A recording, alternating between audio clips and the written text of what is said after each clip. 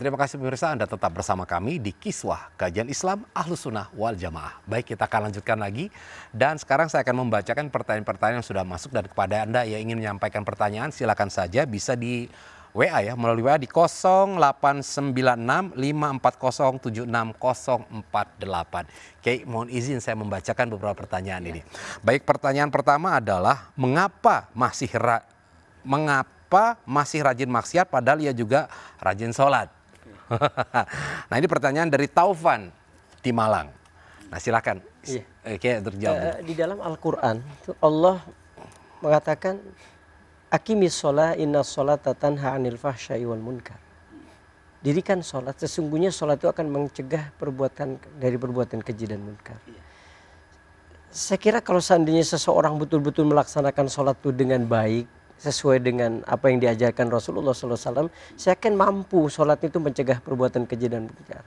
Tapi kenapa terjadi ketika seseorang ibadah, tapi kemudian ibadah itu tidak membawa implikasi di dalam dirinya? Karena tidak ada pemaknaan di dalam dirinya.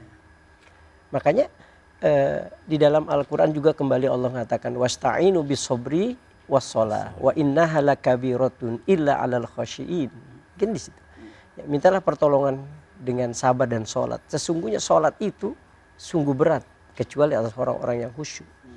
Nah, di situ ada tingkatan-tingkatan seseorang itu di dalam mengkhusyukkan sholatnya itu. Makanya ada khusyuk persiapan. Gitu istilahnya. Apa itu khusyuk persiapan?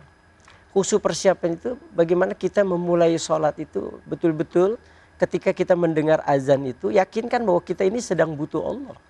Bukan Allah yang butuh kita. Loh, kalau seandainya kita yang butuh Allah, maka kita akan menunggu gitu. Makanya waktu zuhur kapan? Jam 12. Kita jam setengah 12 sudah nunggu. Kenapa? Kita mau bertemu dengan Allah. Kalau saya butuh dengan Ustadz Agus, saya tunggu loh. Kayak misbah saya tunggu. Kenapa? Saya butuh. Iya. Jadi ketika seseorang sudah mulai mengkhusukkan di dalam sholatnya betul-betul, maka persiapan itu dia perlu. Yang kedua, wudhu. Wudhu, bagaimana bisa betul-betul sholatnya baik, itu sebenarnya ketika seseorang mampu menyempurnakan wudhu dengan baik. Bagaimana dia ketika membasuh dua tangan, dia baca Allahumma inni as'alukal yumna wal baraka wa a'udzubika minasyu'mi wal halaka. Itu ada doa-doa yang disampaikan itu kepada Allah yang nanti akan berpengaruh pada penghambaan dia kepada Allah. Gitu.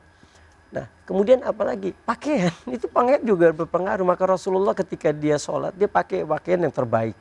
Pakai wangi-wangian. Ya kan? Kenapa? Kita menghadap Allah. Kita menghadap gubernur aja, ya Allah. Kayak misbah dipanggil Pak Gubernur semuanya serba hebat gitu. Ini kadang-kadang kita dipanggil Allah kok pakai kaos ada tulisan gitu. Nah, ini khusyuk persiapan. Kemudian ada khusyuk gerakan. Gerakan. Bagaimana ketika kita melaksanakan sholat itu betul-betul kita maknai setiap gerakan-gerakan di dalam sholat. Kalau kita baca ada istilah sholat yang disampaikan oleh Abu Sangkan yang terkenal dengan energi itu kan luar biasa gitu. Ketika kita menggunakan teori energi gitu, ketika kita beribadah sholat kan akan merasakan tuh energi yang luar biasa, gerakan sholat. Maka Rasulullah kan selalu mengajarkan tuh ya, bagaimana gerakan-gerakan sholat gitu. Itu juga ketika sujud, ketika ruku itu cobalah belajar apa yang diajarkan Rasul. Kemudian juga bacaan gitu. Maka ketika kita membaca suratul Fatihah, yakinkan bahwa kita ini sedang berdialog dengan Allah. Makanya kan di dalam hadis qudsi kan ketika Allah mendengar bacaan kita ketika kita berbaca suratul Fatihah, alhamdulillahirabbil alamin, Allah itu menjawab setiap bacaan kita gitu. Nah, kemudian lagi ada khusyuk pikiran. Bagaimana kita coba merenung bacaan ketika kita Allahu Akbar, bahwa kita ini sedang mi'raj kan kepada Allah. Tinggalkan hal-hal yang bersifat keduniaan gitu kan, ila ruhiyah gitu. Nah, kemudian perasaan. Sanggup nggak ibadah sholat yang kita kerjakan betul-betul bermakna di dalam diri kita? Itu yang sebenarnya kita harus perhatikan. Sehingga banyak orang-orang yang ketika dia ibadah kepada Allah, lalu ibadahnya tidak membawa implikasi. Kenapa? Karena tidak ada pemaknaan di dalam ibadahnya. Masya Allah. Iya, makanya kata Rasulullah, ada orang-orang yang sholat tapi sebenarnya tidak sholat gitu. yusalluna wala yusallun. Nah, gitu. Saya kira itu yang mungkin kita perlu juga perhatikan gitu. Iya, gitu, gimana Kiai. Kiai Misbah? Ada yang mau ditambah? Cukup. Iya, mungkin saya beranjak ke yang Iya, pertanyaan iya. kedua ya. Nah ini sebenarnya mungkin ada Kiai Misbah ada kaitannya juga nih. Kemudian apa yang harus dilakukan di saat di tengah ibadah itu kemudian timbul perasaan ingin dipuji. Nah ini kan biasa suka ada muncul gitu. Nah ini gimana Kiai? Makasih Mas Agus. Izin Kiai Usman. Jadi al-ikhlas itu bitakhalus. Ikhlas itu ya dengan latihan ikhlas. Kalau level kita ini ikhlasnya itu ingin mendapatkan surga dan diselamatkan dari api neraka, itu sudah bagus sudah. Iya. Kalau ikhlasnya anak kecil, nak sekolah nak, nggak mau misalnya. Nanti kalau kamu sekolah, saya akan belikan sepeda. Wah semangat dia. Jadi karena apa? Karena ada basyiran wa nadhiran, ada bisyarah yang diharapkan.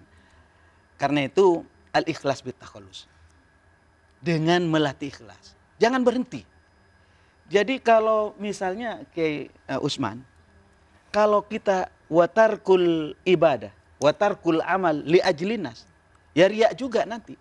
Kalau kita misalnya, saya kok ngaji, pingin dipuji, berhenti gitu kan. Iya. Saya nggak mau sholat berjamaah, kenapa?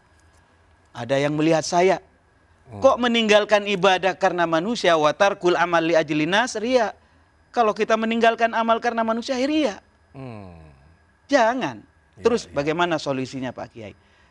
Di perjalanan ketika kita sholat, di perjalanan ketika kita baca Quran, kok terbersit ingin dipuji sama orang, lanjutkan. Jangan berhenti. Nanti penutupnya mohon maaf kepada Allah ya. Rabbana la tu'akhidna in nasina aw khata'na. Kalau ada salah-salah maafin ya Allah. Maafin ya Allah. Ya kalau pingin ikhlas, benar-benar ikhlas. Rasa-rasanya kelas saya mohon izin. Kelas manusia seperti saya ini. Wong kadang Allahu Akbar khusyuk di perjalanan. Lah lupa kunci kok ketinggalan. Allahu Akbar. Lupa. Ketika tahiyat kadang-kadang baca bismillah. Lu jujur ini. Ngaku. Ya. Ketika tahiyatul. Aturan baca tahiyatul mubarakatuh sholawatut thayyibatul lillah. Kok baca Fatihah? Saking apa? Banyak tagihan. Akhirnya nggak ikhlas. Ketika kita tidak lagi melibatkan makhluk dalam penghambaan diri kita di hadapan Allah. Sebab begini, ada orang yang beribadah kepada Allah, misalnya ngaji gitu. Loh, Ustadz Agus kok di depan terus? Supaya orang tahu Ustadz, kalau saya ini rajin ngaji gitu. Berarti kan masih melibatkan makhluk. Iya. Kiai Musbah kok langsung di pojok gitu. Nggak enak Ustadz kalau ada yang ngelihat. Ini kan artinya dia masih melibatkan makhluk. Nah, selama dia masih melibatkan makhluk, keikhlasan itu enggak. Masya Allah. Lebih gitu kalau kajian tasawuf gitu. Jadi sederhananya begitu ya, Kiai, ya. Tapi pelaksanaannya agak susah. Iya, benar. Ini pemirsa dan Kiai, ketika manusia melakukan suatu aktivitas kegiatan, pasti ini kan juga pertama adalah hal-hal seperti tadi muncul karena mungkin terdorong oleh nafsunya, atau yang kedua karena godaan-godaan bisikan-bisikan jin nih yang buat manusia itu kadang-kadang suka melenceng. Nah sekarang kayaknya kita perlu nih dapat amalan ini Kiai. Ya, apa sih amalan agar kita itu dilindungi dari gangguan jin? Terima kasih Mas Agus. Harusnya urusan jin nanya ke Kiai Usman.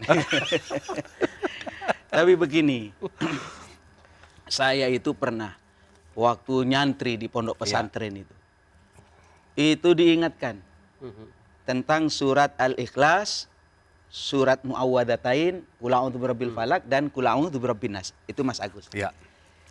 Jadi tolong dibaca ini. Qul huwallahu ahad, qul hu. Yang nomor 2 Qul a'udzu birabbil falaq.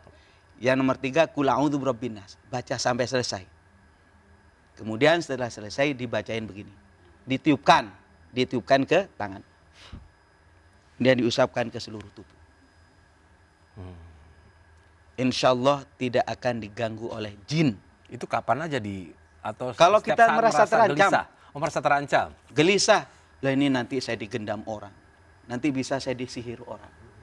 Mohon izin ya, jangan sombong petantang-petantang. Mentang-mentang saya sudah pakai surban, gua bakalan kena sihir. Hati-hati. Nabi Muhammad kena. Sehubungan Nabi Muhammad dilindungi oleh Allah, kemudian membaca kulhu, qul a'udzu birabbil falaq, qul a'udzu birabbin nas. Lepas itu. Ini sepertinya kita harus break dulu gitu. Nah pemirsa tetap bersama kami di Kiswah, kajian Islam Ahlus Sunnah wal Jamaah.